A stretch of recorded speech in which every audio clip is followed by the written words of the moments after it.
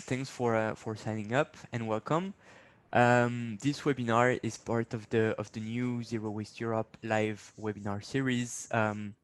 It aims to bring together experts to discuss critical themes, policies, and trends surrounding zero waste and more broadly circular economy nowadays. I'm Pierre Condamine. I work for Zero Waste Europe as a waste policy officer. We have a network of NGOs around 24 countries in Europe. We also develop the work of zero waste cities with nearly 400 zero waste municipalities around Europe. And we push here in Brussels for ambitious waste legislation, but also ambitious zero waste strategies implemented on the ground. Regarding the structure of the webinar, we will have 3 presentations made by experts. We'll have first Boba Kongis, then we'll have Juliette Phillips, and then Peter Jones. For each presentation will last for about 10 minutes, and then we'll have a Q&A session. At the end of the webinar, we'll have a longer Q&A session lasting for about 30 minutes.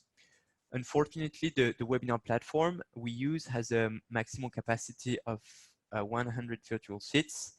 So unfortunately, we won't be able to host everybody online, everybody who has registered.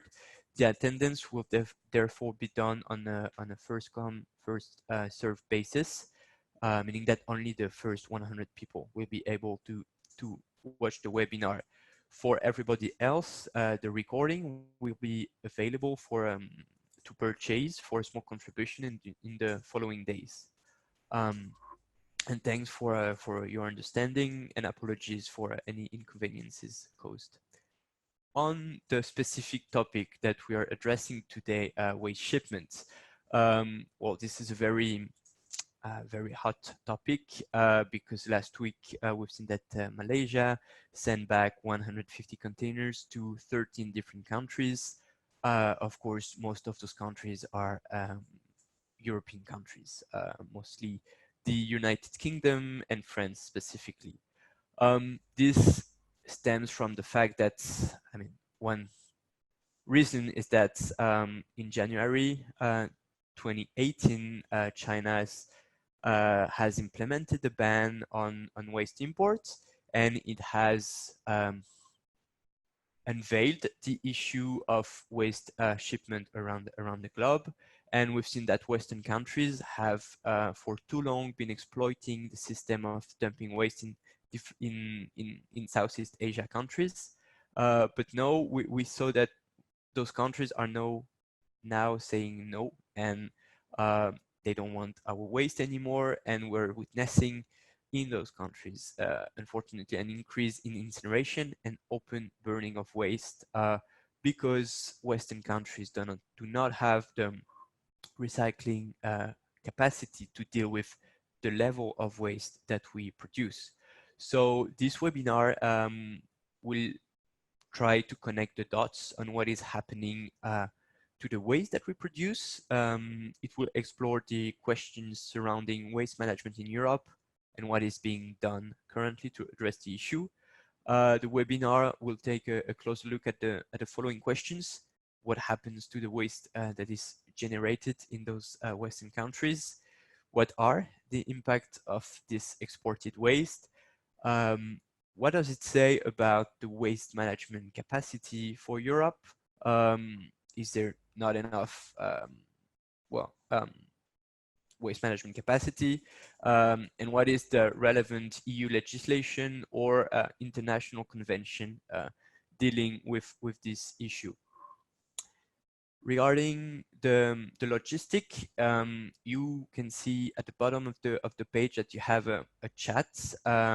So you can use it to introduce yourself, but if you have specific questions, you also have the Q&A tool, and we will receive the questions for the Q&A parts within this Q&A tool, Q&A box at the bottom of the screen. And the question will then be submitted to the panelists.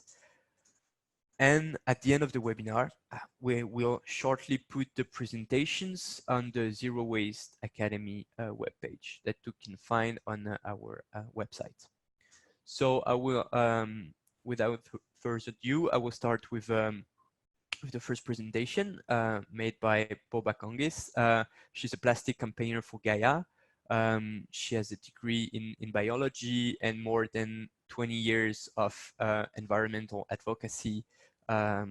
She worked for Greenpeace starting in 2000 as a toxic campaigner, and she joined Gaia and more globally Breakthrough from Plastic in 2018. Yeah, I will now let Bo make her presentation. Bo, the floor is yours. Thank you, Pierre. Oh, wait. Oh no. Sorry, there's something wrong with my. Okay. Ooh. I'm sorry, guys. This. Okay. Just. Okay. Sorry about that. So what I'll talk about is how when you say you're recycling in the northern countries, what recycling actually means for us in Southeast Asia and other Asian countries. So this is a Southeast Asian perspective of the problem of waste trade. So as Pierre mentioned, after the China national sword policy, we were able to see a dramatic drop in waste coming to Asia. In general, it's like half of the waste that used to go to China started to shift to Southeast Asia. And we can see that it was about half of it that went to Southeast Asia when China closed its doors. So we'll see here who the main players are in terms of those recipients who imported the waste from Malaysia, Thailand, and Vietnam were the big players after China closed its doors. So here, this is data from Greenpeace East Asia. They did a report which we launched together with a report that Gaia came out with at the same time. So this is from East Asia, Greenpeace East Asia, and they looked at how the different countries in Southeast Asia were when China suddenly closed their doors. So we will see an increasing trend between 2016, 2017, and 2018. And this is about 171% increase of waste imports by the Southeast Asian countries. This does not include Timor-Leste. So of the 11 countries, this only has 10 countries in it. And these are the top exporters. You will see it will differ from country to country, and significant players are the United States, Japan, and some European countries. And if you look at some detail here, like for example, if you look at Thailand's export to other countries like Myanmar, so you will see that the poorer countries still get exports from their neighbors, the Southeast Asian neighbors. So Thailand is one of them who has been exporting to Myanmar and Laos, for example, and then Indonesia as well.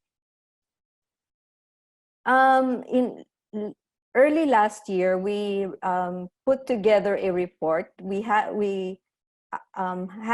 commissioned a report where the researcher looked for human interest issues in 3 countries in Southeast Asia. This was Indonesia, Malaysia, and Thailand, as they were the bigger importers of waste, or the bigger destinations of the waste from other countries.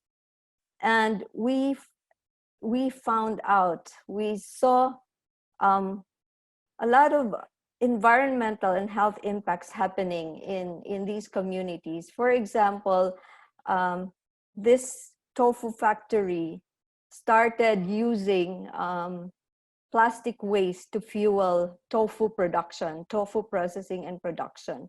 So just imagine what kind of health issues there are for these workers, as well as the quality of the tofu they produce.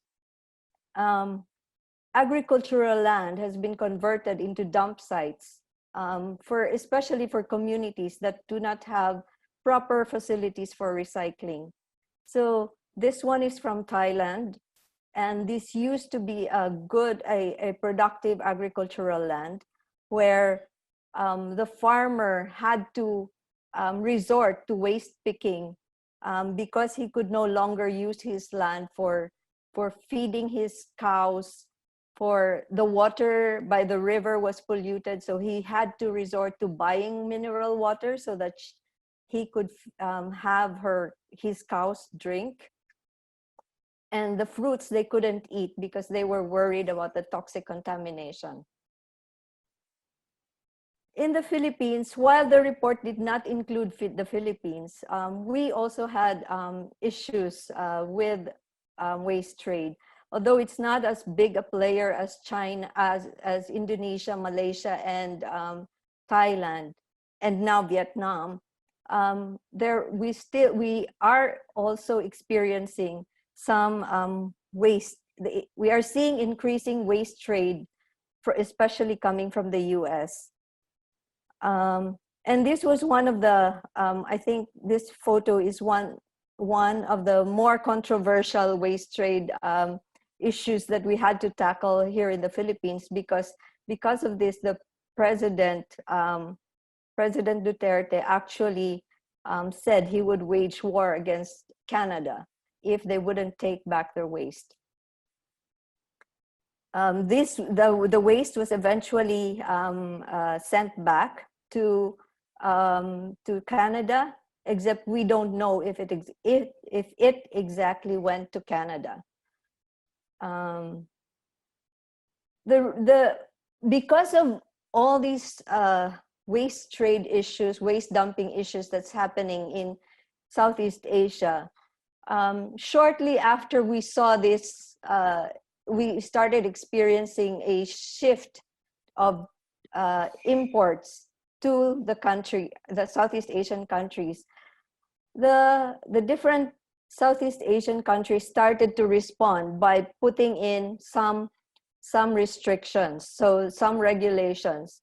So you will see here a list of the different countries who started to put in import bans or restrictions. So Thailand, for example, Malaysia, Vietnam,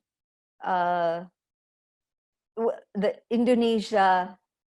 This one includes India, Vietnam, and the Philippines was a declaration by the president, but it was never put into writing. The more recent cases of re-exportation to countries of origin. Late last year, Indonesia re-exported 300 containers to Australia, Germany, Greece, Belgium, Slovenia, Netherlands, New Zealand, Hong Kong, France, and Britain.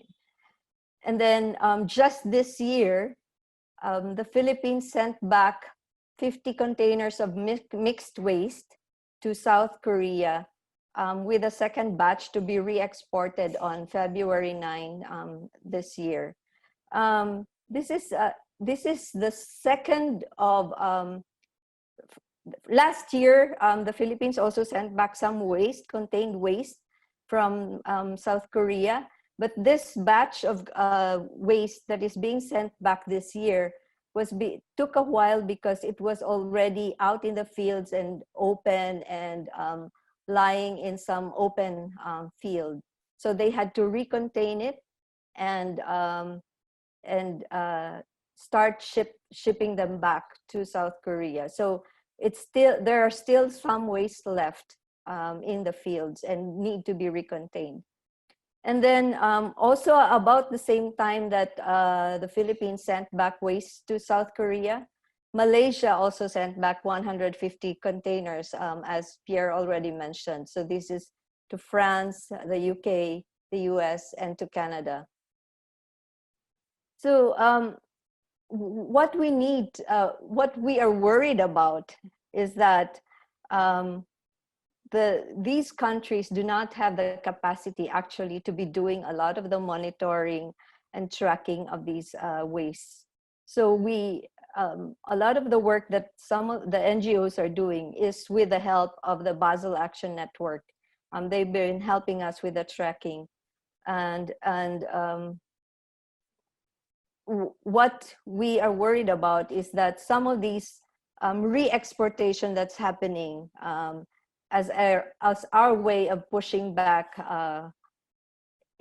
may not be actually going back to the countries that originally exported it. So like this case in Malaysia, in Indonesia, Basel Action Network together with Ecoton and some Nexus 3 and other partners in Indonesia tried to re-export some of the waste back to the US. But from this image here, you will see that not all of it actually goes back to where it originally came from. So if there are some loopholes or there are some problematic areas in the trade issue, it's really how we can monitor that they exactly go to where they're supposed to go. So here it even went as far as Mexico and the Netherlands and Canada. So, and what's happening to Southeast Asia as a result of plastic waste trade is that they either go to our countries and are dumped in open fields and end up being burned because we do not have the capacity to process them properly or recycle them. And usually these are very poor communities. The quality of the plastic that is being sent to us is very poor, that there's very little that we can actually pick out for recycling. And then there's incineration. Some of the facilities, there's a big move in Southeast Asia to increase investments in incinerators and thermal waste to energy facilities. That is where some of the waste are going, as we experienced in the Philippines with some waste coming from Australia. They were mislabeled and sent to us as processed engineered fuel, and were sent to a cement kiln as feedstock. Unfortunately, the law in the Philippines does not exempt cement kilns from our ban on incineration.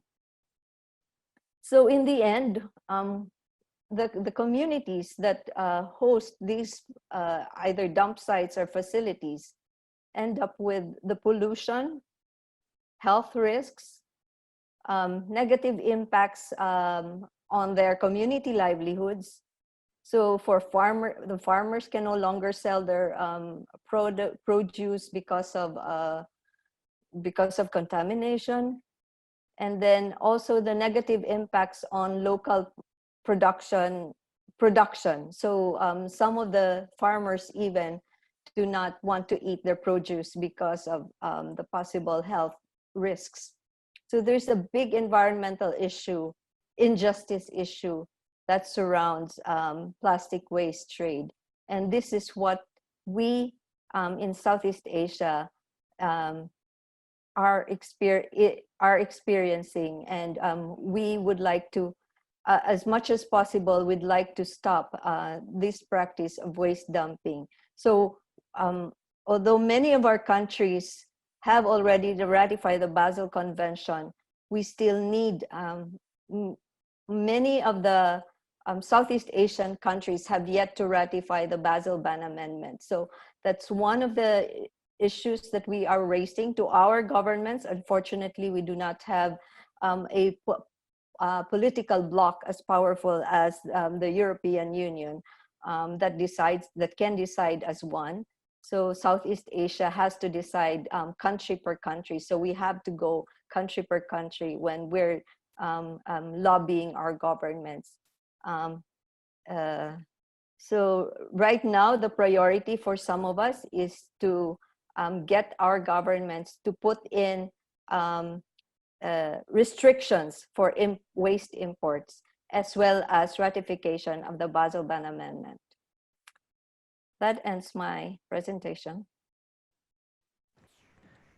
Okay, thanks a lot both for your presentation and for the perspective you bring to this conversation. We have a few questions. The first one would be about the bans that were that you've mentioned, because in the slides you've showed that some country implemented ban, but it's been a few months. This was published a few months ago. How many East Asian countries have now put ban in place and no longer accept that kind of waste? If you have an exact number, or it hasn't really changed. okay. But the different organizations here in Southeast Asia working on waste are pushing for ratifications of the Basel Ban Amendment, as well as putting in import restrictions. Okay. Okay. Thanks.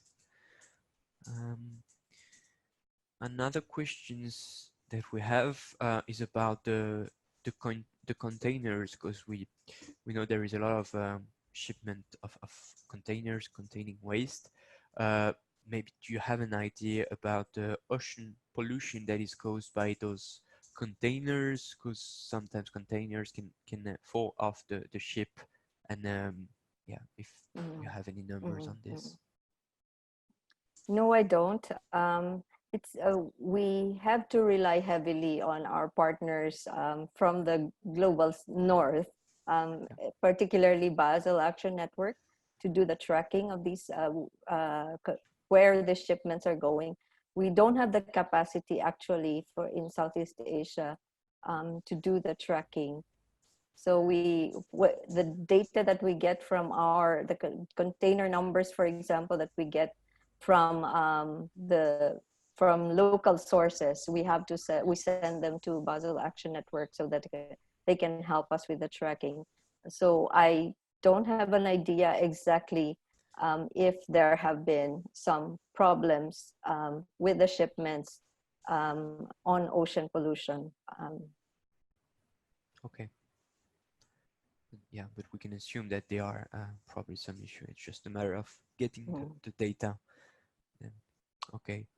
In the work you're doing about this waste, is there anything specific related to electronic waste? And do you have, for instance, electronic waste that has been reexported to exporting countries?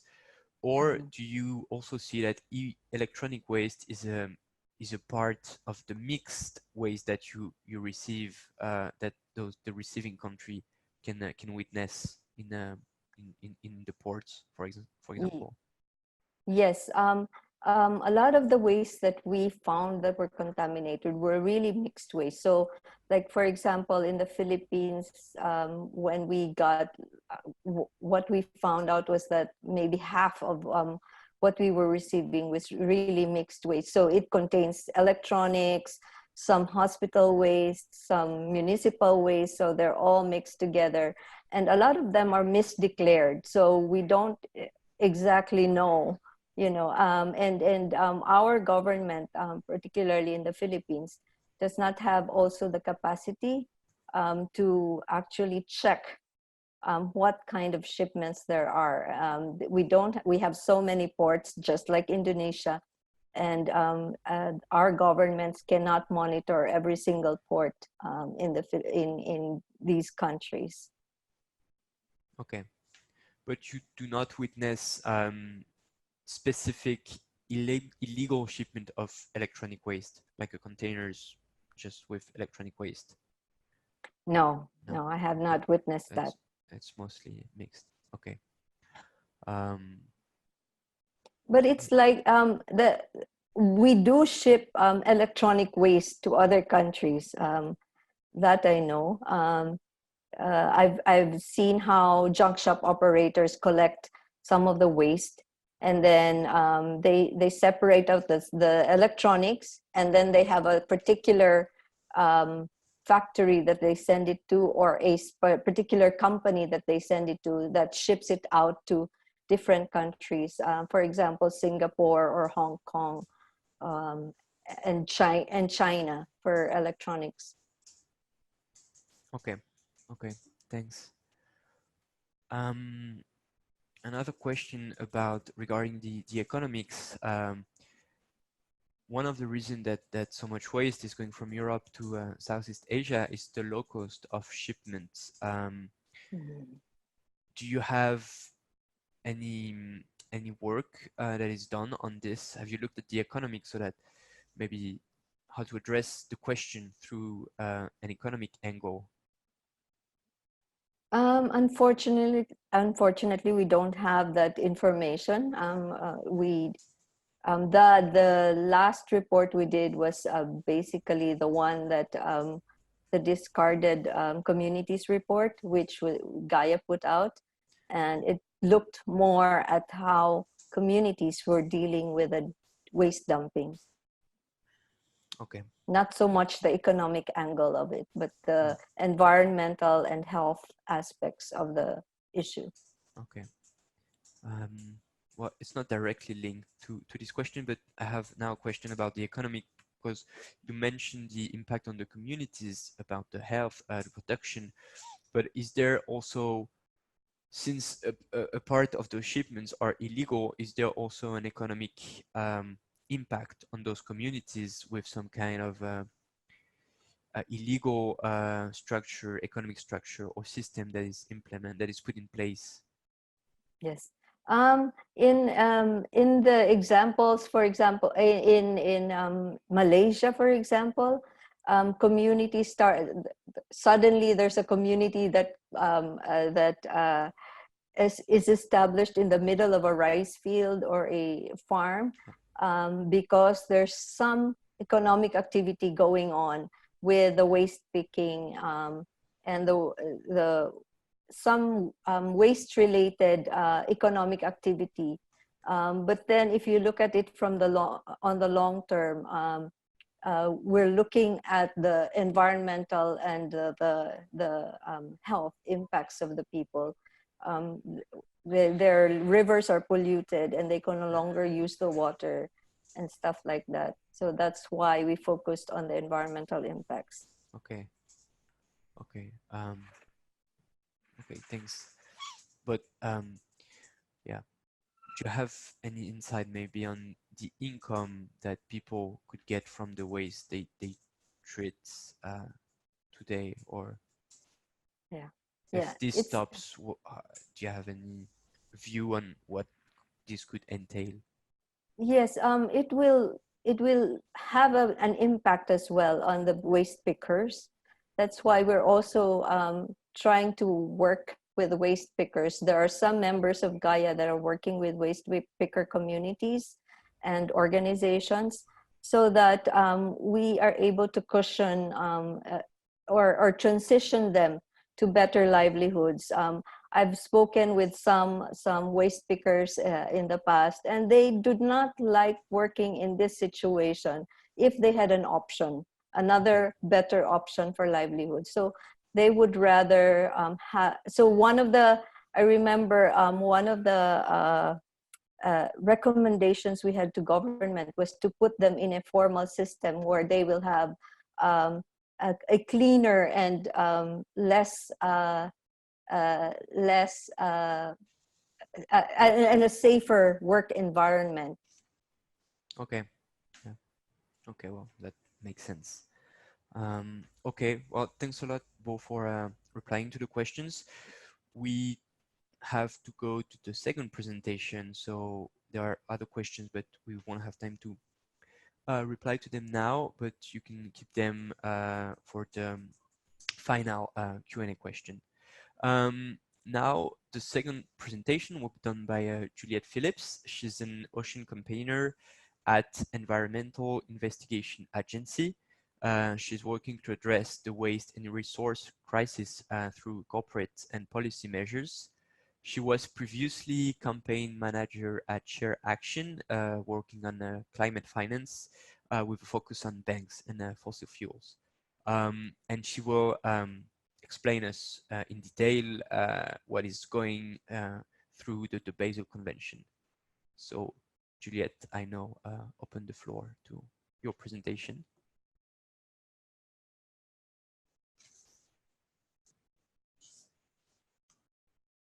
Can you see the presentation? Yes. Wonderful. Okay.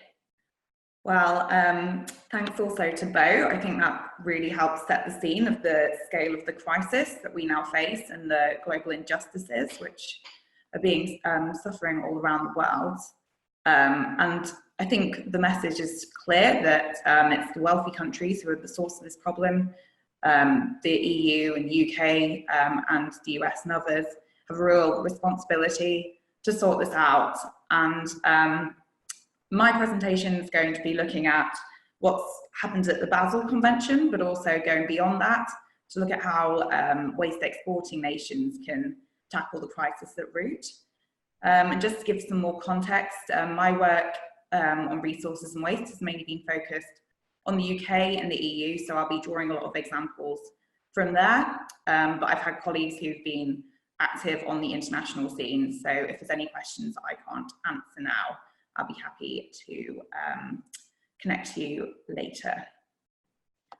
So, yeah, as I just mentioned, we'll start off by going through what the Basel Convention is and what the recent amendments mean for waste trade. Next, I'll go through some policy recommendations around phasing out waste exports, reducing plastic consumption, and investing in domestic recycling. And then finally, we'll inspect some false solutions, which Bo's already touched upon, such as incineration, landfill, and other problematic ways of addressing this. So the Basel Convention, or its full name, the Basel Convention on the Control of Transboundary Movements of Hazardous Waste and Their Disposal. It's an international treaty which was designed to reduce the movements of hazardous waste between nations and specifically to prevent the transfer of hazardous waste from developed to less developed countries.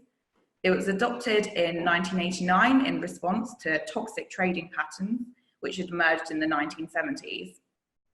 So waste falls under the scope of the convention if it's within one of the categories of waste listed in Annex 1 of the convention, and it exhibits a hazardous characteristic contained in Annex 3. So in other words, it must be listed and possess characteristics such as being explosive, flammable, toxic, or corrosive. And the other way that a waste might fall under the scope of the convention is if it's designed, if it's defined or considered to be a hazardous waste under the laws of either the exporting country, the importing country, or any of the countries in transit. So last year in May, a new amendment was agreed, which designates most end-of-life plastics as unregulated wastes under the convention. So this includes things like mixed, unrecyclable, and contaminated waste exports. This change will require exporters to obtain the consent of receiving countries before shipping contaminated, mixed, or unrecyclable plastic waste. So this provides an important tool to stop the dumping of unwanted plastic. Only plastic waste which is being pre-sorted and designed for actual recycling in the country of export is exempt from notification. So the new amendments will disrupt current dynamics of the global plastic waste trade and force high volume plastic waste generators, such as North American and European countries, to reconfigure their collection, sorting and export practices. The current state of play is that the amendments should come into force in 2021. However, currently there's some countries which are being obstructive and trying to weaken the amendment, including the US. So they're trying to get a decision which would essentially exempt notification amongst OECD members. And that includes countries such as Turkey, Mexico and Chile, who, as we've seen from news reports, also don't necessarily have the recycling capacity in place to deal with this waste. So this would be a loophole if it gets agreed. So the NGO community and others are working to try and prevent that from happening. So the Basel Convention is a first step and it's important, but alone it cannot solve the waste and resource crisis we face today. Essentially, no recycling system in the world could deal with the amount of single-use packaging that countries, particularly in the global north, are currently consuming. So we really need a holistic suite of measures to address the problem at root. And the first step, which a few countries and blocs are now promising, is to phase out the export of waste. So we've heard promises from the EU and the UK, and I'll quickly run through those. So the UK government, the Conservatives in their manifesto, said that they would ban waste exports to non-OECD countries. This goes beyond the ambition of Basel, which requires free and prior informed consent, but could still allow the waste to be exported. However, as I previously touched upon, the OECD still contains countries like Turkey who don't necessarily have the infrastructure in place to deal with this waste.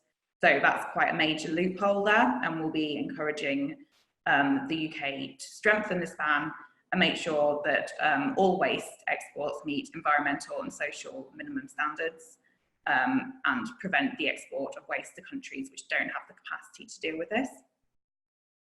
The EU in the European Green Deal set out that it was looking to ban the export of waste outside the EU. So this is a stronger measure than the UK in some respects, but there's still risk that it could lead to poorer countries within the Union becoming a dumping ground. A key driver really is that people are looking to dispose of waste at the lowest possible costs. And for example, in Bulgaria, it has low taxes on burying garbage, and Poland has also become a destination for waste from the UK. So there's a risk there that, again, if stronger provisions aren't put in place, it doesn't necessarily end all the problems associated with waste exports. So to close the gap and reduce packaging consumption to a level which can be dealt with in a closed loop and circular economy, it's clear that a significant emphasis on reduction is needed. The exponential rise in disposable packaging consumption in the UK, EU and other wealthy nations has fast outpaced domestic improvements in recycling and processing infrastructure. So there needs to be a real focus on developing a closed loop circular economy in these countries, which can be delivered through a blend of reduction and reuse strategies and targets, alongside capacity building and reprocessing and supporting the market for products made of recycled content. So I'll quickly run through some reduction and reuse measures. These can include taxes and bans on certain items, as we've seen in the EU. I think there's another really interesting example from France, who've recently adopted a national target of a 5% refillable packaging in 2023, then 10% refillable packaging by 2027. That could be quite significant in reducing the amount of plastic we use. And as well as the governments, we're also seeing commitments from big corporates. So major supermarket in the UK, Sainsbury's, has committed to half the amount of plastic, single-use plastic they're using by 2025, and we're calling on the UK government to adopt a similar target. Another really important aspect is investing in domestic reuse and recycling facilities. As we know, currently a lot of countries in the European Union and the UK, the US, just don't have the capacity to deal with the amount of plastic they're consuming. This was really evident after the China ban on waste exports, when we saw perfectly recyclable packaging having to be burnt in the US just because the country simply didn't have the capacity to deal with it itself. So we need effective nationwide separate collection systems to ensure high quality of materials for recycling, as well as huge investments in the recycling infrastructure. And this kind of feeds into the just transition, Green New Deal narrative, because it will help provide green jobs for people, as well as bringing in a more sustainable source of income for these countries. So we're seeing a few legislative changes across the EU and UK to help support this. In the UK and the EU, there's been reform to extend producer responsibility. And this is basically the concept of making the producer pay for the product that they're putting in the market and the costs that it has on the environment and society. So for big packaging producers, they're going to have to pay fees, which will then go to increase recycling capacity and hopefully reuse capacity as well. In the UK, we've also seen a tax proposed for plastic, which contains less than 30% recycled content. And this will hopefully stimulate demand for that secondary material, which is really important to close the loop and ensure that any remaining plastic, which is seen as completely necessary, is kept within a circular system. And with this in mind, we're also calling for, whenever waste is treated, governments should ensure that this is met in a way which is environmentally and socially up to the highest standards. And finally, obviously, beyond the efforts of individual nations, there's a global challenge in reducing plastic consumption. So we're also pushing for a global treaty to regulate and restrict the production of plastics. So it goes beyond the efforts of individual nations and regional governance. So finally, avoiding false solutions. And as Bo mentioned in her presentation, these can lead to environmental injustices and essentially don't address the root of the problem which we face today. So there's a lot of concern that the countries who are currently exporting waste, since we just don't have the sorting and recycling infrastructure in place to deal with the amount of plastic that we're currently consuming, that will just lead to a big increase in incineration and landfill. And there's a need for government to take a strong approach to make sure that we're putting the investment in building a truly circular economy rather than supporting these false solutions. In terms of incineration, there's support for an incineration ban to make sure that that this can't be the end destination for waste. And similarly, in terms of landfill, a tax can be applied to disencourage and provide an economic incentive for money to be put towards truly circular solutions. So that's the end of the presentation. I've got time for questions. And like I said earlier, if there's things I can't answer, hopefully I have colleagues who will be able to. Thanks. Okay, thanks a lot, Judith, for the presentation. I have one question that is directly linked to the Basel Convention.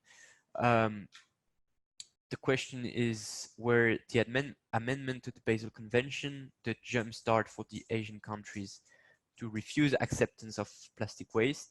I guess that's one of the reasons.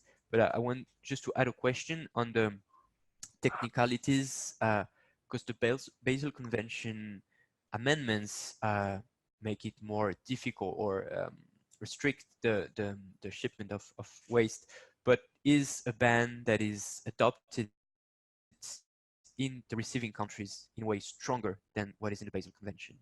How does the ban at the national level and how the Basel Convention, how do they play together in a way? So if I understand your question correctly, the Basel Amendment will require any country which wants to export waste to get free and prior informed consent from that country. So it's not a ban in itself. They can still facilitate that trade if there is free and prior informed consent. So a ban goes further than the Basel Convention and its amendments. Yeah, if that makes sense. I don't know if other panelists have further. Yeah, no, I think that makes sense. Do you know if the Basel Convention triggered some discussion at the level of the receiving countries, or is this part of the whole issue that just went public with the China ban, for instance? I mean, I'm not a huge expert on the kind of recipient countries of the waste, but I would say that it's really sparked a global conversation. It's really elevated political attention to this issue. So yeah, I think it's definitely spurred further action. It's kind of empowered people to think, oh wait, we can go further. We can be tougher on this. Okay. Okay. Thanks. Thanks a lot. You mentioned plastic a lot, but what about the waste that is exported or imported and that is destined to be used as fuel? There is, for example, refuse-derived fuel, RDF, that is flammable. Shouldn't this waste be subject to the prior informed consent, or even among EU countries? We're talking about shipment within the European Union in that case. Yeah, so I would definitely agree that we need stronger action around energy to waste. We all know that plastics are made from fossil fuels. So when you're burning plastic, you're adding carbon to the atmosphere, which is fueling the climate crisis. So this clearly isn't the kind of solution that we really want to be supporting. There's a really worrying trend that some waste to energy plants are being classified as a source of renewable energy, which is extremely misleading. And it's a big problem. I think we need to be really sure at this stage that we're making sure that investment from government and corporates is going into truly circular solutions rather than going towards energy to waste plants. Okay, thanks. Just on that specific point, there is already effectively a notification process for transfers of waste for incineration within the EU. Okay, thanks, Peter. Very helpful. Okay, another question for Juliette is about new government legislation. Is there any government legislation which will require investment into local facilities, for example, in the UK? Because we can see that some councils are much better at recycling than others, and that some facilities still don't have the technology to sort waste and to recycle. So if I get a question right, is there any legislation that require to have investment in recycling local facilities? So yeah, this is actually a very live topic in the UK at the moment. We're currently reforming our extended producer responsibility scheme for plastic. No, sorry, not plastic, for all packaging, so packaging of all materials, which is really important because it means we're not just substituting one single-use material for another. We're considering all the different packaging types. At the moment in the UK, it's thought that producers only foot the bill for less than 10% of the total waste that they're putting on the market. So this reform, which is going to make producers pay the full cost, is going to be a significant increase in the amount of investment that we have to spend on local recycling infrastructure. A big problem we have at the moment is that there's no transparency around where that money's going, where the revenues are going. Is it just going into a black box which the government can spend on anything it wants to?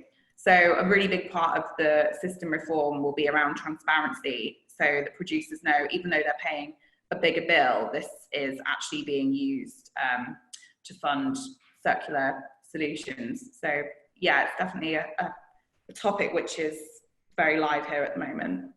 Okay. Okay, thanks. Thanks a lot. And well, broadly, like, thanks a lot for the presentation and answering the questions. We are running out of time, so we'll have to go to the third and last presentation by Peter Jones, who is a consultant at Eunomia Research and Consulting. He's an experienced project director and has expertise on many technical expertise on many topics, waste legislation, strategy development. He regularly advised both public and private sector on commercial waste and on business efficiency. He joined Eunomia in 2011, and he now manages much of Eunomia's marketing work. And interestingly, he also plays in the Eunomia bands Dirty Murph and the Curbside Sorters. Peter is going to talk a bit about what can be done at the EU legislation level to tackle this issue of waste shipment. So, Peter, I will leave you make your presentation. Okay, thank you very much. And thanks to the previous presenters for the really interesting sets of information we've received so far. Great. So what I wanted to talk about was the measures that are already taking place. We're not talking about a static situation here, but something that is actually changing all the time, and where, as Juliet was just saying, some member states are already taking significant action, partly because of the legislation that we've seen coming through. It's been in the pipeline for a long while. It's been slow coming, but it's now very much on its way. So I want to make sure that we're not leaving this conversation thinking nothing is changing, but rather to point at some of what is coming down the line that might offer a bit of hope that things will improve. And for me, we've got to start from the question of, why do waste shipments outside the EU occur? We've touched on some of these already. In part, some of the demand for the raw materials that are in our waste is in the major production countries, including China and other parts of the Far East. Perhaps to a greater extent for some materials than is the case in more developed economies. The attraction, though, of some of the Far Eastern markets has been that they're willing to accept poor quality material, and they're willing to do that for a couple of reasons, I think, which were touched on in Bo's presentation. There is a low cost to final sorting. Basically, there is access to cheap labor that can remove rubbish from recycling to enable some of that recycling to be reprocessed in a way that wouldn't be financially viable, often within the UK, the US, Canada, Australia. And part of the reason why it's very low cost to deal with poor quality material is that there is access to low cost, often environmentally and socially irresponsible means of disposing of the residues. So that's part of the problem. This is why it becomes easy to send material that isn't up to standard away to be dealt with somewhere else. For the exporting countries, there has been a benefit in that you could declare a rather misleading contribution to your recycling rate. A lot of countries have been able to pretend to be recycling by sending material to the Far East, counting all of that material as if it had been recycled, when in fact a relatively small proportion might mean there may be quite major loss rates in that material. And I think we need to keep those sorts of structural things, which are part of an attempt, generally a fairly legitimate attempt at trade not done very well, against the ongoing practice of criminal misdescription of waste. So if you're sending material that's effectively mixed municipal waste that contains, as we were talking about, healthcare waste, electronic waste, you are misdescribing waste. You're engaged in a criminal activity, and what you're trying to do is effectively avoid the high costs of managing those wastes in areas like Europe. And that incentive will remain the case so long as it is difficult and expensive to dispose of waste within developed economies. So in fact, high landfill costs and high incineration costs can create a greater incentive for these people who are looking to misdescribe waste and sort of drive people down criminal paths. Something we've seen as landfill tax has gone up in the UK, the incentives to do criminal things with waste have gone up. So there are some interesting challenges at the roots of why waste shipment occurs. It's obviously not a new thing that we've been trying to tackle this. As both Bo and Juliet have said, we've had a Basel Convention for many years. That has been adopted into into EU and UK law. The Commission has never really sought to encourage shipments outside the EU and the OECD. It has enshrined in legislation the concept of the proximity principle, the self-sufficiency principle, and the Basel principles, all of which encourage you to handle and manage as much of the waste management process as locally as possible, not just within the EU, but actually within an individual member state, which is clearly creates some issues of scale in some countries. However, some shipments have been permitted, particularly packaging waste for recycling, and that has been the case. There's this interesting language that sits within the directives. It comes from the packaging waste directive.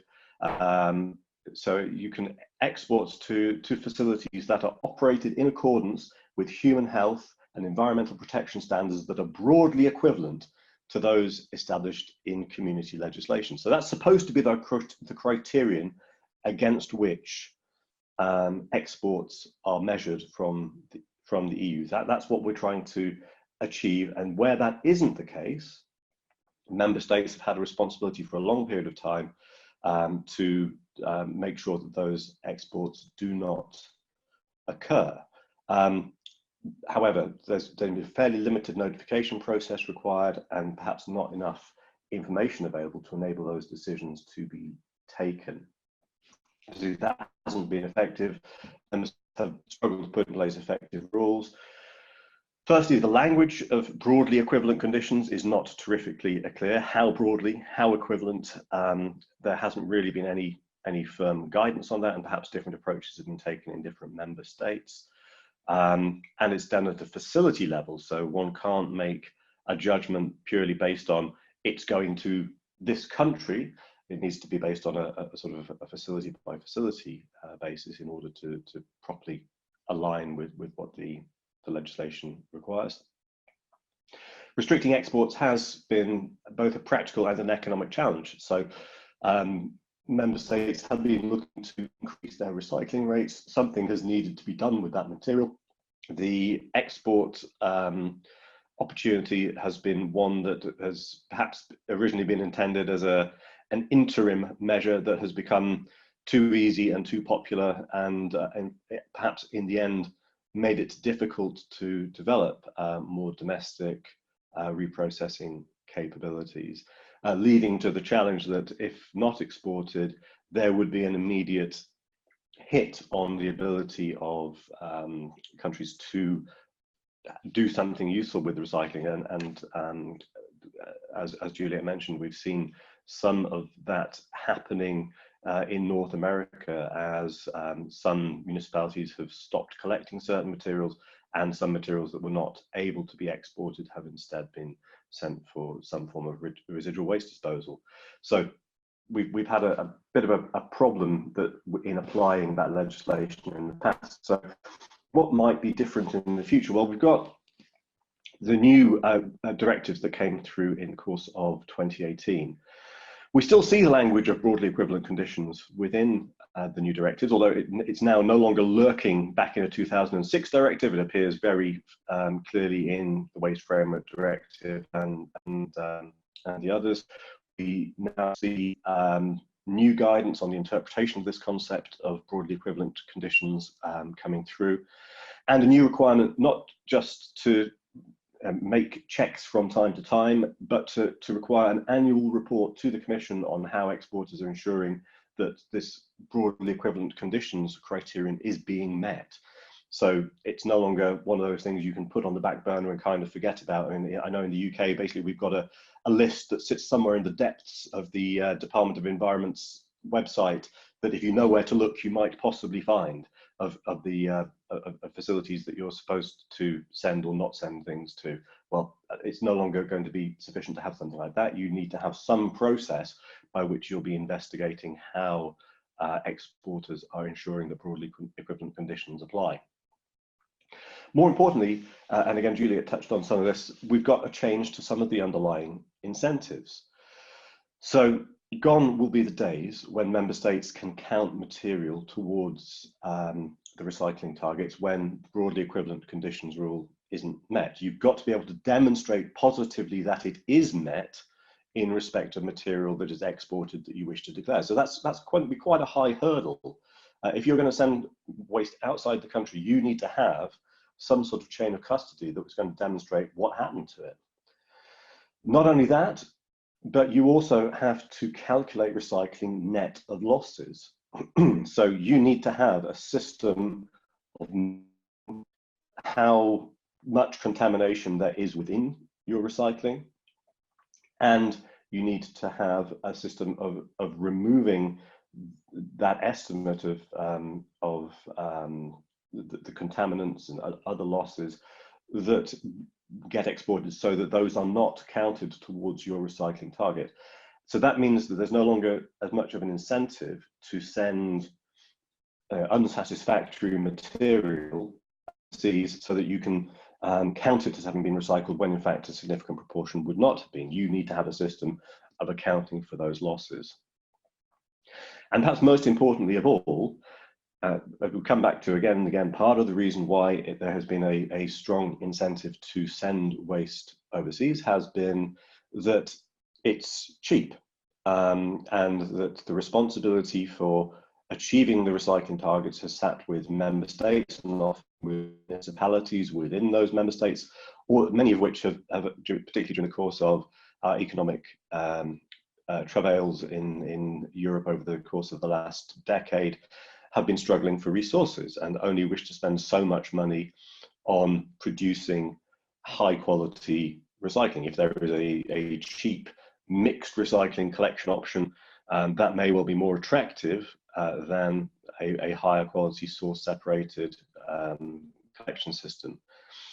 Across Europe now, under the requirements of the Waste Framework Directive, we will see producers bearing a very substantial share of the costs of waste management, and also bearing the responsibility for meeting the waste management targets. And what that means is that there will be access to new resources to put in place higher quality recycling systems, where the and that those recycling systems will need to meet the targets. The funds will need to be available to enable the targets to be met. And that means, again, a great reduction in the incentive to produce poor quality material that is susceptible to being exported in the first place. So I think there's some quite exciting stuff coming through there. So my reflections on this are that the new directives actually address some of the underlying reasons for waste shipments having arisen in the first place. It's not an outright ban, but I worry that if one were to implement a ban at this point, without with the existing incentives, the limited infrastructure we have in the EU, such a ban might prove very, very difficult to enforce and actually drive more waste into a sort of criminal part of the waste management system. The new directives provide a stimulus for development of reprocessing infrastructure within the EU, which is clearly a big part of the answer to this problem. But bear in mind that if that occurs, we will still probably see some of the resulting material exported as raw materials for industry, because some of the demand for that will remain where it is in the major manufacturing countries within the world. And there is still a really serious need to tackle issues of criminality. A lot of this does rely on people understanding and applying rules, and member states making reasonable measures to close off some of the criminal pathways that are currently available. And I think this becomes easier to do if the volume of shipments is smaller, if it's less easy to hide criminal exports of waste in amongst a large stream of containers heading out of the country, when they start to become more of an exception rather than a rule. So those were the thoughts I wanted to offer. Of course, if there are any questions, please do let me know. Okay, thanks a lot, Peter. Yeah, thanks a lot for the presentation and the explanation on the EU legislation. We have a few questions for you. One specific first question. Do we have any document describing what is understood as environmental sound management in EU or in national level, notably for recycling? Yeah. There has not been in the past any very clear document on that. The Commission is preparing guidance that will come alongside the new directive, but what we can understand this to mean from what I know of that guidance is, well, we refer to the other directives of the EU. We look at what does the Waste Framework Directive require you to do as far as meeting environmental standards is concerned. So you are going to need to have a decent permitting system in place that has a means of holding facilities to standards similar to those that would apply within the EU, and that has an inspection regime in place that meets plausible standards, and where there is if disposal is taking place, that disposal is again up to the standards of the landfill directive. So I think what we try to do in these contexts is look for systems that are similar to those that apply in the EU. You might have some differentiation in limit values or that sort of thing, but they need to be broadly equivalent to those that are in place in the EU in respect of these characteristics. Okay, thanks. I hope that answers the question, and I think it does. Another question on plastic specifically. It seems that a lot of the issue on plastic waste export is due to the recycling infrastructure and the economy around the secondary raw material markets. Is there any discussion about taxing feedstocks for manufacture of plastic? Because it seems that cost is a major driver for production and recycling. Not within the EU directives, because I think the Commission tends to be very careful about requiring member states to implement taxes for understandable reasons. In fact, but I think what the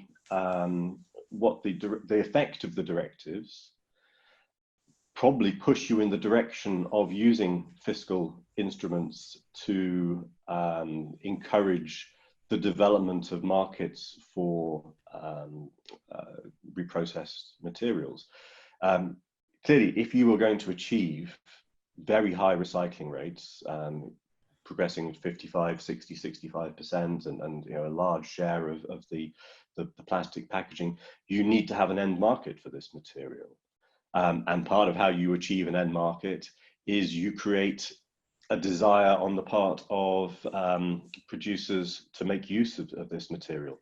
Now, one option here is that the EPR schemes in themselves, because they place the costs on the producers, and there is a benefit therefore to producers in there being a market for recycled material, that might have the effect that is desired without the need for a tax. But member states may make the choice that actually this system needs a bit of a kickstart. It needs a systematic way of ensuring that there is always a value premium associated with recycling, and part of that could be either a tax on virgin content or a tax on, as the UK is proposing, a tax on packaging that does not contain at least a minimum level of recycled content. Okay, thanks. Yeah.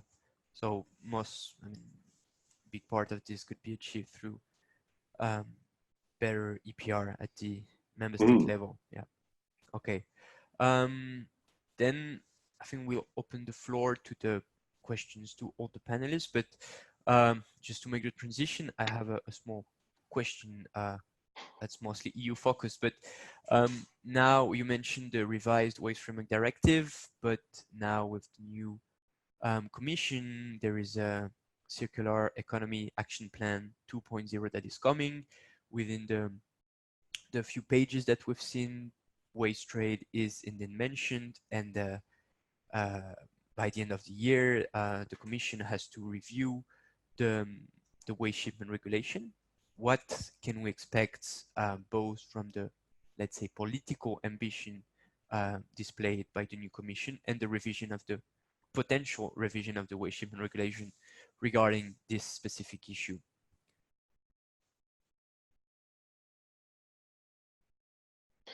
So I don't think I know the direction the Commission is going on this stuff. I think it's difficult to predict where the Commission might wish to go.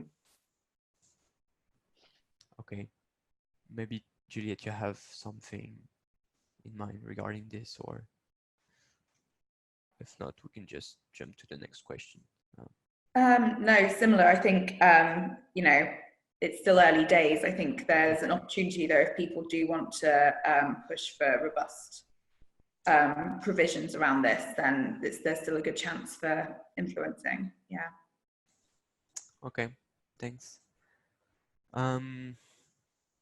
Different question on the topic of biodegradable compostable packaging that we can see often displayed as a solution. Will that be part of the legislation to control this, or even broader, is this a solution to that issue, to have biodegradable plastic instead of oil-based plastic? What are your positions on this kind of new material used instead of classic plastic, if I may say? So I'll go first in that case. I think there is a huge transition problem if you wished to move in the direction of biodegradable plastics. So let's set aside for a moment the question of, do they work? Let's assume for the purposes of argument that they do, that they are effectively biodegradable in some meaningful way that makes them less environmentally damaging. Would they then be a good idea? Well, you might argue that you reduce the dangers associated with items being littered because they will break down harmlessly in the environment. But you have therefore produced an item that is really very much a very single-use item. You have not addressed the underlying issue of the disposable economy, the linear economy. The biggest problem we have at the moment, though, with biodegradables is there is no place for them within the waste management system, and they cause confusion and difficulty. So these materials, if they are not able to be sent along the existing recycling pathways, there is no really very effective way of separating them from fossil plastics with which they're not compatible in a recycling system. And in many of the organic systems, well, because of the need to screen out fossil plastics, you will often end up also screening out compostable plastics, unless you know that you're going to get almost entirely compostable. So I can see a virtue to them when they're used in very much closed environments, when you know that the only plastics you've got on your site are going to be compostable plastics, and you're sending them to a organics reprocessor who knows that that's what they're getting and is able to then compost them. I mean, that seems okay, but not as good as being able to reduce our reliance on single-use items in the first place. Okay, thanks. Juliet, do you have something to add, or I mean, I agree. Yeah, I can add, unless Bo wants to go first. Do you have any points? Yeah, well, for a lot of the Southeast Asian countries who are mainly reliant on agriculture for their economy, there's a lot of natural materials that we can find, not necessarily for a biodegradable plastic, but like as is, you know, the grasses that we can use to make bags and all these reusables. We're developing livelihood programs around them. So these are the kind of materials we would rather see in our economies. Okay. So from our perspective, we would strongly put bioplastics, be they biodegradable, bio-based, compostable, into the bucket of false solutions to the waste and resource crisis. There's a range of different sustainability issues associated with scaling up of any of these different types. So if we were to replace all the plastic currently being consumed with bio-based materials, that would have enormous land use implications for the amount of crops and other renewable materials which would be needed to meet that level of demand. And that can have deforestation concerns, risks about coming into competition with feedstocks needed for agriculture. So we see that as highly concerning. With biodegradable plastics, there's very little evidence that these break down safely in the natural environment, if they break down at all. Similarly for compostables, even with home compostable plastics, very few people are expert home composters and can achieve the conditions required to effectively break them down fully. So yeah, we don't really see this as a way of addressing the problem at root. It's kind of just another way of perpetuating business as usual, dependency on linear business models. It's not aligned with the waste hierarchy, which focuses on reduction and reuse. So we would strongly not want to see these as part of the solution. We would encourage really tough criteria to make sure that they're only being used in like very specific incidences where it makes total sense, and there's facilities in place to deal with these. Because at the moment, most local authorities in the UK, across Europe and elsewhere, this can lead to contamination if it gets mixed up in the recycling stream. Even with food waste in the UK, sometimes the bags are like ripped off and the farmers don't want them for food compost. So yeah, it's a huge issue, and it's something that we're seeing lots of companies move towards. So it's definitely something where we need some government legislation to make sure that we're not just seeing a huge shift from one single-use material for another. Okay. Thanks a lot to all of you. There have been many questions in the Q&A tool on incineration, on the incineration tax, and the comparison with landfilling. First, some people mentioned the fact that you can sometimes recover a bit of energy by burning waste. First question should be: does this should be part of the tax on incineration? And then the comparison on incineration and landfilling, because it is still very widespread that well, incineration is better than landfilling, but we usually suggest to have a tax on both incineration and landfilling. Could you explain or discuss a bit more those topics?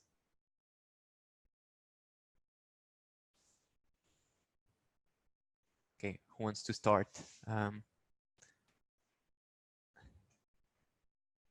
trying not to keep going first. So if anyone else okay, wants to. Let's change order. So Juliette, you were the last one to answer now. Now, you can be the first one if you have something to say. Yeah, I mean, yeah, I mean, other than the points I've already covered, I don't have a huge amount to add. So, okay, yeah. that's fine. Bo, do you have something? Well, there's in the Philippines, there's a ban on incineration. But there's actually a move in Congress to amend it. It is funny because it's the Environment Department that's pushing it for the amendment to include waste to energy facilities as an option for waste disposal. And they're trying to get it through the renewable energy law. So they want it to be considered as a renewable energy. That's what's happening in the Philippines. As to your question about economics, we still have to think about that. We're so far away from all these economic discussions at this time. So my perspective on this, particularly, well, I think we should all be agreed that we should be looking to follow the waste hierarchy. That's the ideal, and that the goal here should be to move waste out of both landfill and incineration, and that energy from waste is a poor alternative to the better fates that we can achieve if we can recover materials. So that should be fairly common ground. Within that understanding, for me, the next question is, what is an incineration tax intended to do? What's the goal of that policy? Because presumably the aim is to create a greater financial incentive to move waste into the recycling system and away from the residual waste system.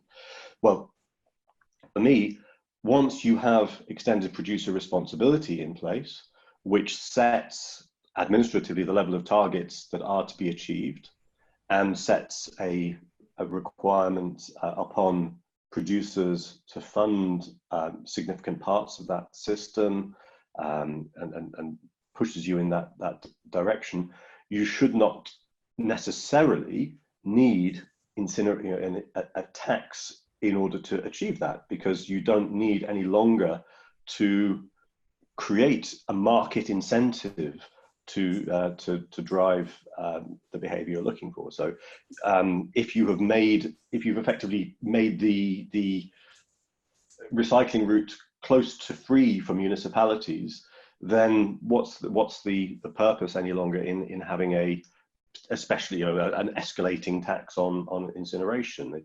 It's a duplication of tools. So for me, the question is, how does it fit into your overall system? What are you trying to achieve through it, and does it serve any additional purpose? When it comes to the question of energy and the renewability of, or the environmental desirability of energy from waste, it's complicated, and you need to answer questions like, how bad are my landfills? How much methane will be emitted from them? How much of that will I capture? What is the composition of my waste? How much of it is plastic and how much of it is organic? Because my organics will do nasty things in my landfills and my plastics will do very little, and vice versa when it comes to the incinerator. If I don't burn things for energy, where is my electricity coming from? If I'm displacing wind farms, clearly it's a far worse idea than if I'm displacing coal or diesel or oil. And what abatement do I have in place on my incinerators? How much damage to the local environment will they do, and to what extent will that be mitigated? So the idea that there is one simple answer to the question, should I incinerate in this particular situation, is, I think, a little fanciful. We all know what the desired direction is, but if we want to, we need to, I think, take fairly pragmatic decisions about what's the right answer in different situations, different circumstances, for countries trying to transition away from coal and that have big problems with very unpleasant landfills that don't meet the sorts of standards that we would hope to see under the landfill directive. Then it may be that there are environmental benefits in putting in place incineration, but that's I think a context-driven decision. Okay, thanks. Then I think we'll have time only for one last question that is linked to what you were saying on EPR and how to better have a better EPR system. On the coming stricter EPR in the UK and the EU, how do we ensure that the producers actually take their responsibility and invest in local recycling capacity? And the WE directive is mentioned because what has happened has not increased recycling, and that producers still earn much more money from the product, that the financial that they do not carry the financial burden from losing the resources. I'm happy to kick off with this one. So I think there's a number of different things that the government can do to make sure that EPR, the revenues raised from that, are actually directed where they're needed. I think transparency will be a really key part of that in the governance of the system, to make sure there's not just a black box where the fees go, but the people or the companies who are paying those fees can see that it's actually going to support the infrastructure where it's needed. But not just the companies who are paying the fees, but also the local authorities who know best what recycling infrastructure and waste collection infrastructure they're currently missing. So it's kind of a joint up dialogue between the producer responsibility organisation and those who are actually having to carry out the services in practice.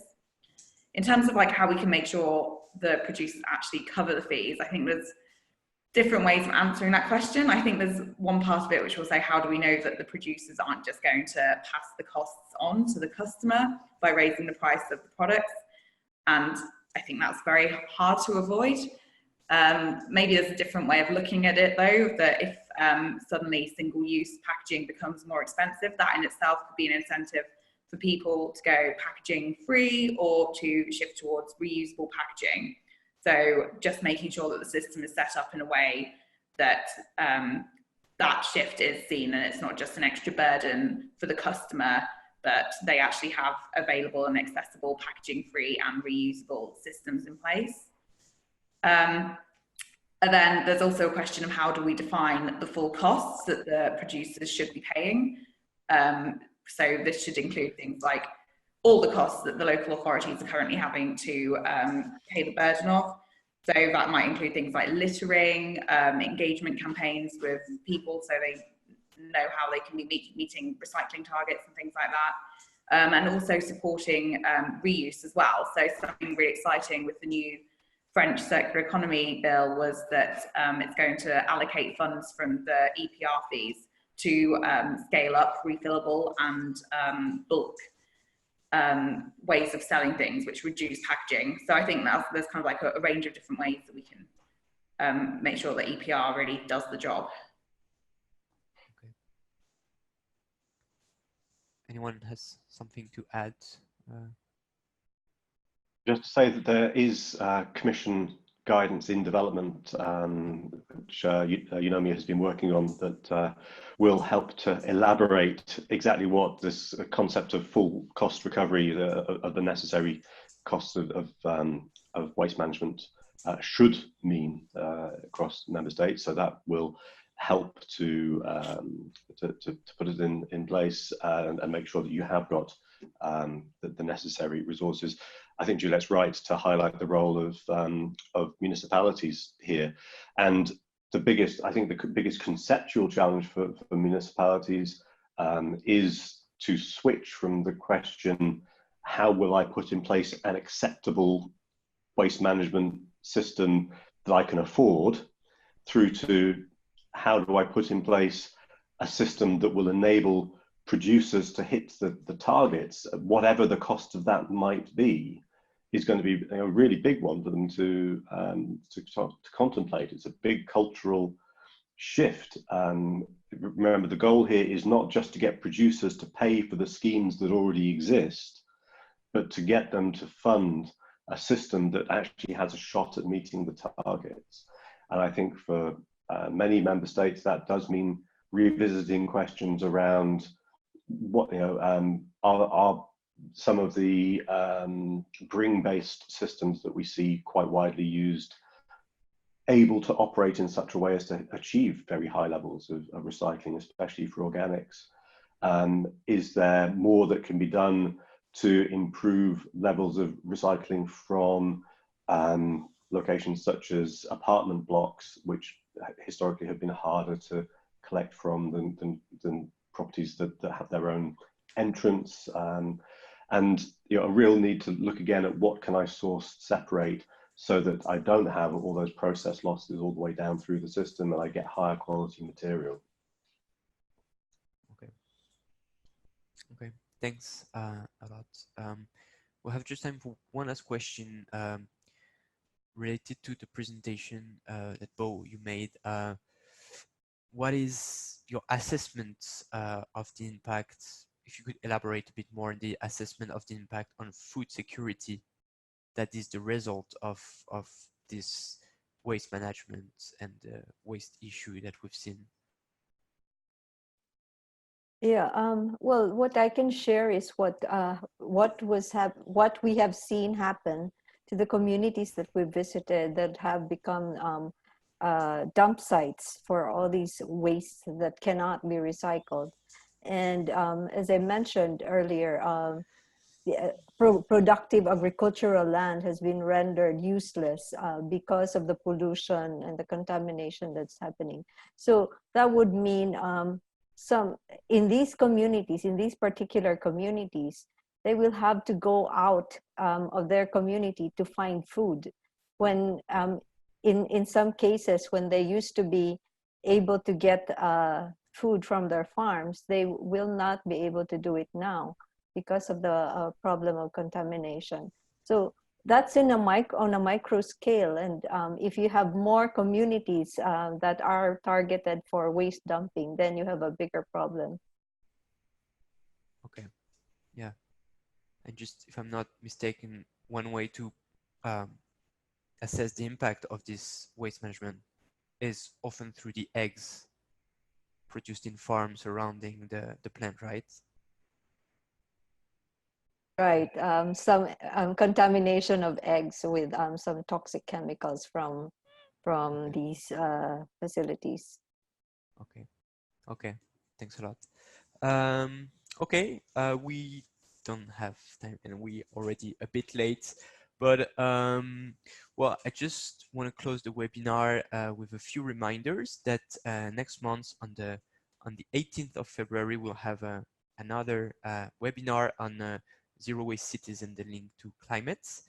You can also register to the Zero Waste Cities and Communities newsletter to get all the updates on the upcoming webinars. And you can also go to the Zero Waste Academy webpage on our website to get all the information and the presentations from the webinar. And that's it for the reminders. I just would like to thank you all for attending, and to thank all the panelists for their excellent contribution and really interesting insight that they provided. Yeah, I think that's it. So I wish you all a good day, and thanks again.